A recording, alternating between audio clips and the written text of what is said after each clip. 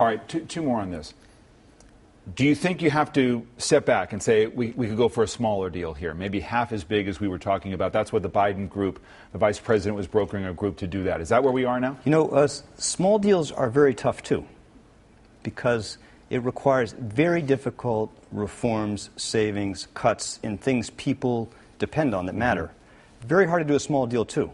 Obviously, we have to do something. We have to find a way to pass an agreement, but the president's going to keep working towards the largest possible deal we can do because that's the right thing for the country. Now, the specific consequences of inaction and potential default, that August 2nd date is coming.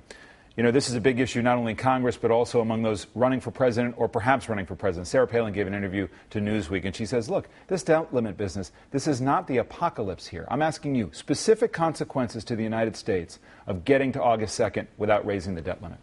Let me make this clear, David. The United States is not going to default. We are a country that pays its bills. We're going to meet our obligations. And the leadership in Congress, Republicans and Democrats, House and Senate, understand that. Speaker Boehner, to his credit, said from the beginning, we are not going to default as a country because he understands it would be catastrophic for the American economy. So let me explain what happens. The longer we go into July, the more risk there will be in financial markets, more concern there is that America cannot get its act together to figure out how to solve this problem. And you'll see that reflected in higher interest rates and more concern, loss of confidence. And let me explain what happens on August 2nd. On August 2nd, at that point, we run out of the ability to borrow to meet our obligations. Remember, we have to borrow now 40 cents for every dollar we spend.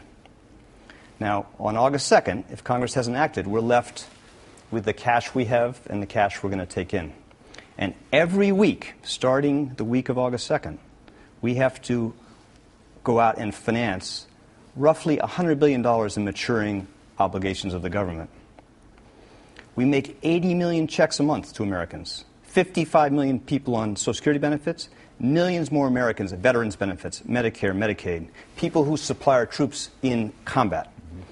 80 million checks a month. So on August 2nd, we're left with the cash on hand, the cash we take in.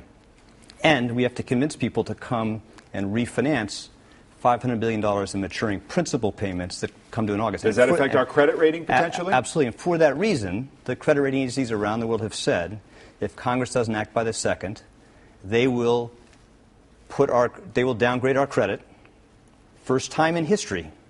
And if that happens, you're going to see catastrophic damage across the American economy and across the global economy. It's not something failure is not an option. And the leaders, to their credit, understand that. And let me just say, there is no credible way to give Congress more time. There's no constitutional option. There's no delay option. There's no creative financial option. They have to act by the 2nd. It's a significant consequence that you're outlining here, that America's credit rating could be downgraded without a deal by August 2nd. And it's much worse than that. Again, just remember, that itself would be very damaging because that will affect the cost of borrowing for all Americans, the value of all American savings, the capacity of businesses to borrow to put people more back to work.